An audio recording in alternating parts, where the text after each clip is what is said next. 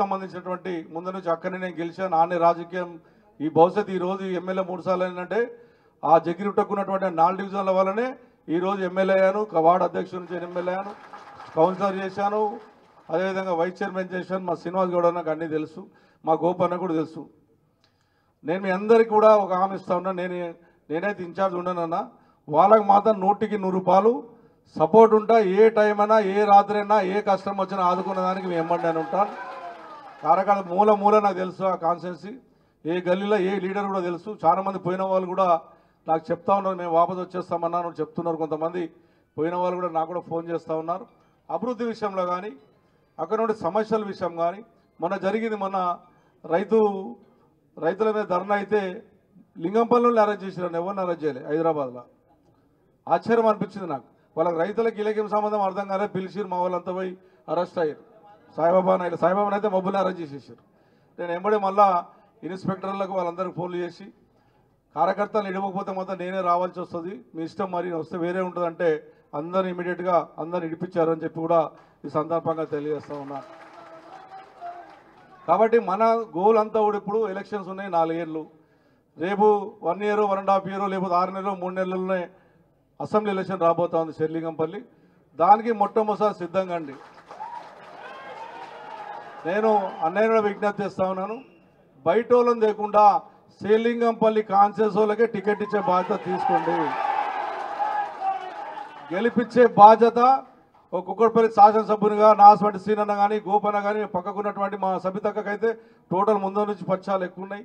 ముందు ఇంద్రారెడ్డి గారినప్పటి నుంచి కూడా మేము ఇంద్రారెడ్డి అయినప్పుడు ఎక్కువ తిరిగే వాళ్ళం మేమందరం, కార్యకర్తలు చాలా మంది. ఎప్పటికి ఆయన అభిమానులు కూడా చాలా మంది ఉన్నారు. ఎందుకంటే అక్కడ శేర్లింగంపల్లిలో ఇంద్రారెడ్డి కాలనీ ఉన్నది, పిఎన్ రెడ్డి కాలనీ, ఆల్వేన్ ఎంప్లాయీస్కి ఇచ్చిన గొప్ప కాలనీ ఉంది. ఆయన అంత గొప్ప చేసిండు కాబట్టి అన్న కూడా తెలుసు. కాబట్టి మీకు అండగా ఉంటాం. ఈ టైంలో గవర్నమెంట్ లేదు కాబట్టి కొన్ని సమస్యలు వస్తాయి. మనం చెప్పి తినకపోవడము, కావాలని మన మీద దాడి చేసే ప్రయత్నం చేస్తారు, విపరీతమైనటువంటి వ్యతిరేకిస్తారు. మనం చేయలేదు. మొన్న 10 ఏళ్లలో కూడా ఎక్కడ కూడా ఏ పార్టీ కార్యకర్తలు కూడా ఏం చేయలేం. ఏ దళిత బంధు వచ్చినా, ఏ వచ్చినా అందరికి ఇచ్చా, అన్ని పార్టీ కార్యకర్తలకు ఇచ్చా. కానీ ఇప్పుడు దురదృష్టం, మనను వేరే వ్యతిరేకంగా మన మీద కేసులు పెట్టాలని ప్రయత్నం చేస్తూ ఉన్నారు. కేసులకు భయపడవద్దు దయచేసి. ఎప్పుడన్నా లీడర్ కావాలంటే, నేను 86లో ఆల్వేన్ ఎంప్లాయీ, హిందీ నుంచి నా స్థాయి చాలా బీద కుటుంబం. నేను ఎమ్మెల్యే అయితే నా కళలో కూడా అనుకోలే. నా కష్టమే, కార్యకర్తల దీవెనలే ఈరోజు నన్ను ఎమ్మెల్యే చేశారు.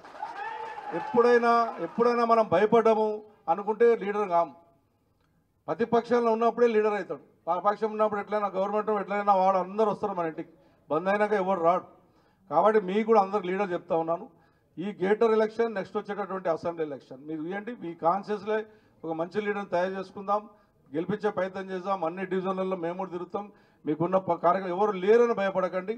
మీకు 100కి 100 రూపాయలు సబితక్క ఉంటుంది, నేను ఉంటాను.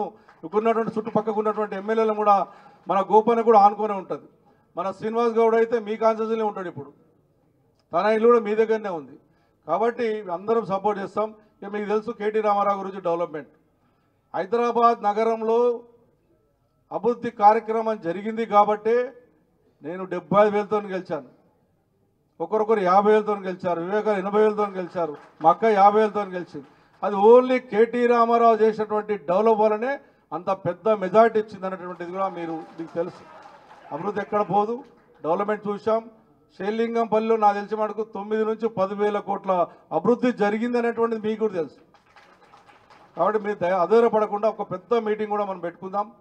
సబితక్క ఆధ్వర్యంలో శేర్లింగంపల్లి కాన్ఫరెన్స్లో పెద్ద మీటింగ్ పెట్టుకుందాం. ఎందుకంటే కార్యకర్తలు ఇంపార్టెంట్, కార్యకర్తలను పిలిచాం కాబట్టి నెక్స్ట్ ఒకటి పెట్టుకుందాం. డివిజన్గా పెట్టుకుందాం, డివిజన్ అధ్యక్షుని చేసుకుందాం, డివిజన్ కమిటీలు వేసుకుందాం, స్టేట్ కమిటీలు వేసుకుందాం, బ్రహ్మాండంగా చేద్దాం. మీకు ఉన్నటువంటి, మీరు ఏ ఆపద వచ్చినా, ఏ కష్టం వచ్చినా 100కి 100 రూపాయలు మీ వెంబడి ఉండే బాధ్యత నేను తీసుకుంటాను, మా అందరం కూడా తీసుకుంటాం. కాబట్టి మనసుపర్థాలు పెట్టుకోకుండా, ఇలా నాకు తెలుసు, నేను ఇంతమంది కార్యకర్తలను ఎక్స్పెక్ట్ చేయలే. ఏం వస్తారో 150 మంది వస్తారు అన్న కూడా చెప్పి, ఎంతమంది వస్తారు 150 మంది వస్తారు అనుకొని ఆచారం చూస్తే కుర్చీలే సరిపోతలేవు. ఇది సరిపోదామని రేపు గెలుపుకి 100% కేటీఆర్ గారు చేసే అభివృద్ధి కార్యక్రమాలే రేపు వీళ్ళని కార్పొరేటర్లను గెలిపిస్తుంది. ఖచ్చితంగా వీళ్ళని ఉన్నటువంటి రేపు పొద్దున ఎమ్మెల్యేలను గెలిపిస్తుంది. బాధ్యత తీసుకున్నాం, భయపడకుండా మీరందరూ కూడా సహకరించమని, ఇంకా అభివృద్ధి కార్యక్రమాలు నిలవండి. ఎన్నో అభివృద్ధి కార్యక్రమాలు చేసాం. మనం చేసిన పనులు తప్ప ఇంకా కొత్త పనులు ఏం శాంక్షన్ కాలేవు ఈ రోజున, మీకు తెలుసో తెలియదు. ఆ రోజు కేటీ రామారావు గారు ఇచ్చినటువంటి అభివృద్ధి కార్యక్రమాలు, డ్రైనేజ్ సిస్టమ్ కానీ, రోడ్స్ కానీ, ఆ రోజు ఇచ్చినటువంటి ఈ రోజున నాకు తెలిసిన మటుకు మీకున్న మా అటుకో నీళ్ళు ద్వారా ఇంటింటికి మంచినీళ్ళు సుమారుగా 500 నుంచి 600 కోట్ల రూపాయలు పెట్టి ఏకైక కాన్స్టెన్సీ శేర్లింగంపల్లి కాన్స్టెన్సీ. ప్రతి ఇంటికి నీళ్ళు వచ్చాయి, రోడ్లు వచ్చినాయి, డ్రైనేజీలు వచ్చినాయి, వాటర్ లైన్లు వచ్చినాయి, ఎస్టీపీలు వచ్చినాయి, ఎన్నో బ్రహ్మాండమైనటువంటి వాటర్ ట్యాంకులు కట్టాం, ఎన్నో చెప్పుకుంటూ పోతే నా దగ్గర లీస్ట్ చెప్పుడు దహన ఉంది ఆ రోజులో. అవన్నీ ఆ రోజు ప్రజలు కూడా నిజంగా హైదరాబాద్ ప్రజల్ని మెచ్చుకోవాలి. అభివృద్ధిని ఓటేశారు, బ్రహ్మాండమైన వాతావరణం అందరిని గెలిపించారు. మీ అందరి కష్టాలకు ఆ రోజు ఈ రోజు కూడా కార్యకర్తలు కష్టపడ్డారు కాబట్టి ఈ స్థాయికి వచ్చాం. కాబట్టి మీరు కూడా ఇప్పటి నుంచి ఒక సైనికులాగా పనిచేయండి, మంచి ఒక శిక్షణ తరగతి పెట్టుకుందాం, డివిజన్ వైజ్గా ప్లాన్ చేసుకుందాం.